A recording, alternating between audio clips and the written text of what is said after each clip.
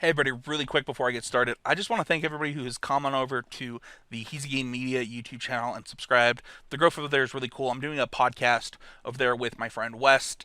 If you haven't checked out my personal YouTube channel and the kind of the parent YouTube channel of this one now, head on over to Heezy Game Media. It should be on the left side with our related channels. Thank you so much to everybody and enjoy this week's deck tech. It was really fun to record. This is a deck that I'm really enjoying right now, so thank you so much and enjoy.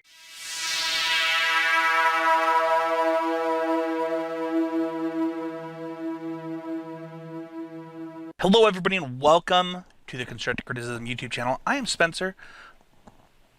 I usually, at this time, say the host of a bunch of podcasts, but I am not on this network right now a host of any podcasts. I used to be the host of Constructive Criticism, for those who don't know, and I'm the owner of the Constructive Criticism Network and Heezy Game Media. Heezy Game Media is the parent company of the podcast network. And today I'm here to talk to you about an awesome deck that's really fun and historic, and talk about whether it's super viable. You know, we have the historic Open coming up tomorrow, if I'm not mistaken. So I'll be posting this, a little bit before it, and just kind of talk about the deck. If this is something you're willing to play, this is the list that I would play, and I want to talk about Bant Scapeshift today. Before I do, just want to let everybody know that we do have a Heezy Game Media Discord where I do talk about Magic. You can find that linked in the show notes here on the YouTube channel.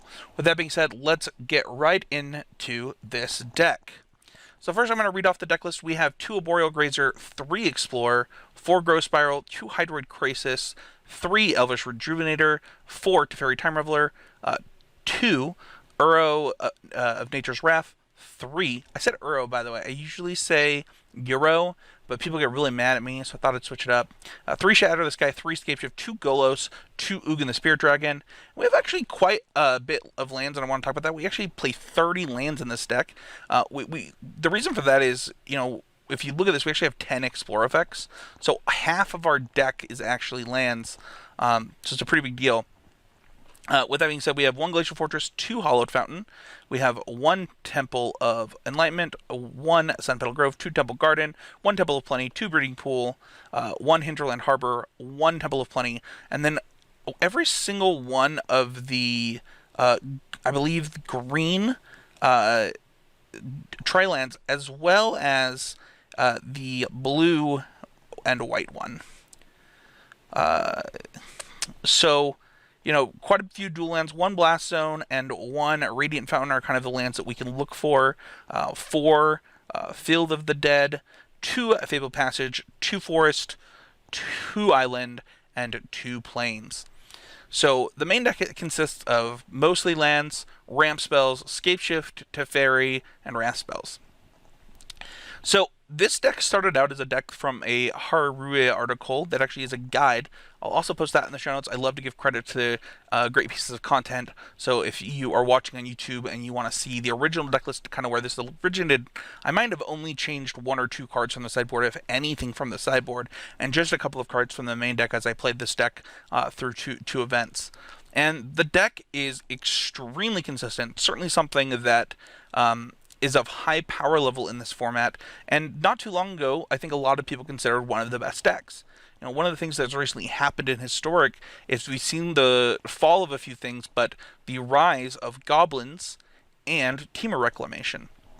And so we'll talk about that as we kind of get into the deck and what its matchups look like as we look at the sideboard and stuff like that. The first thing I want to do is kind of talk about how this deck wins, because there's a couple of ways that you can win with this deck. You can attack with a Hydroid Crisis a couple times in the air, a large Hydroid Crisis. You can win out with Ugin, but the most common way you're going to win is with zombie tokens from Field of the Dead. You're going to cast Scapeshift, and sometimes with Teferi and things like that. But honestly, a lot of the time you're just going to value people out with zombies as you draw a Golos. Activating Golos is another way that you kind of just outvalue your opponents after you slow the game down with Grazer, Rejuvenator, and gaining some life, and your wrath effects in the form of Ugin and Shatter this guy. Eventually, they just can't beat the zombies, and you win from there. There are decks that actually doesn't work against, though, and those are the type of decks that this deck is going to have a problem with. Goblins is actually a really good example of a deck that actually just doesn't care if you have Field of the Dead. They're going to just 20 you in 1 turn when they combo off. and they're going to basically ignore the fact that you have 15 zombies in play. I would say that the other time where you can lose is specifically to Embercleave. Embercleave also doesn't really care about zombies in a lot of situations. Now, you can play around that, and if you play around Evercleave, you're going to be okay in those matchups a lot of the time. However, you can't always do that, and you have to put on some offense, otherwise you just give them too much time to draw it. It's kind of a balancing act in those situations. With that being said, I actually find that you're typically still not that bad against Embercleave decks. You're just kind of fast enough. One thing that I, have made concessions for is actually putting Grazer and Ugin into the deck to try and kind of help with some of those different situations. Overall, pretty impressed with both of those cards. Grazer probably less so than Ugin. I think there's a world in which Grazer's still not good enough, and you can just go back to playing, another Explorer and maybe another Rejuvenator, or certainly when you look at something like Hour of Promise that's coming out soon, this deck's going to get a huge boon from Hour of Promise and be much happier, and it could change the entire dynamic of the deck.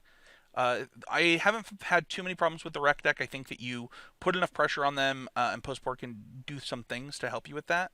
But I want to talk about the land base really quick before we get into the sideboard and the matchups too much. But I did kind of want to give a look at what the deck is doing to try and win and things like that. We have 30 lands here, and one of the things that's really important about Field of the Dead decks is actually to understand how many of each of your lands you have left in the deck, so that you know what you can Scapeshift for and get through your Scapeshift and get multiple Scapeshift off when you need to. So, for example, you have 2 forests, 2 plains, 2 island, and then 2 of the shocklands. And knowing that you have 2 of each of those, in addition to all of the one-ifs that you have, helps you make decisions on how you want to work with your Field of the Deads, and also how you want to ramp. This deck is not as, doesn't have as many problems. The only thing that you really have to consider this with is really Elvis Rejuvenator. In Standard, one of the things that you were trying to shoot for is turn 4 zombies, was something that by turn 4 you're activating and getting zombies into play. This deck can still do that. Basically any Grazer draw has that ability, but turn 4 zombies isn't quite as good in this format as it was in that Standard format, and so you're really looking for kind of explosive turns where you take over the game with this deck more so than the latter, and so understanding exactly what's left in your mana base to help you do that is really important. This deck's mana, however, is actually quite good. If you look at the Standard mana base, it was fine, but it was like kind of clunky. This deck actually just has really good mana, and the fact that you have all of these cycle lands, Blast Zone puts in some work. The card that I'm actually not sure about is Radiant Fountain. Basically, I have never really found a time against an aggressive deck where I have a Golos in play, and then all of a sudden I want to be grabbing Radiant Fountain. Like, I've done it because it got me zombies and it padded my life total, but I don't know that it was actually ever that important. Something that draws me cards, gets me through my deck, maybe even another spell, I think could be better in that slot, but it certainly lets you pad your life total in certain situations. I think the key cards for this deck are really the fact that you have all of these Explorers. A lot of the time that I was playing this deck, I was still on 4 Explore, 4 Growth Spiral, and understanding how to sequence those cards to kind of get the maximum effect out of them is really helpful when you're trying to kind of, build your game plan around these really powerful 2-mana ramp spells to get you to the point that you want to take over the game. And so those are the biggest cards that you need to understand. Making sure that you're able to double spell with those type of effects and other spells in your deck in a timely fashion is actually really important. The number of times where I've cast Explore first just because I'm lazy, and then I actually don't have double blue, double green to cast Growth Spiral and Uro the following turn, maybe a little turn later. It's actually a pretty big problem, and something that you definitely want to pay attention to, because while your mana is quite good, you still have double white spells, double green, double blue for this spell, double green here. You have turns where you want to double spell, whether you play Growth Spiral and Teferi in the same turn and things like that. And once you get into your sideboard, that doesn't change. It actually continues and almost pushes itself further along. So definitely something that you want to think about. Teferi is an interesting interactive spell because it lets you slow down things from your opponent, and it actually really helps you in things like the Wreck matchup. I haven't lost a Wreck with this deck yet, but I know that Wreck players are saying that they have a good matchup here. Usually it involves if you don't play around Magma Quake specifically. I find that the first time I got Magma Quaked, I almost lost that game, and I've played the matchup a few times now. I think three or four. And you need to understand what their Magma Quakes are doing if you don't have a Teferi in play, and play around accordingly.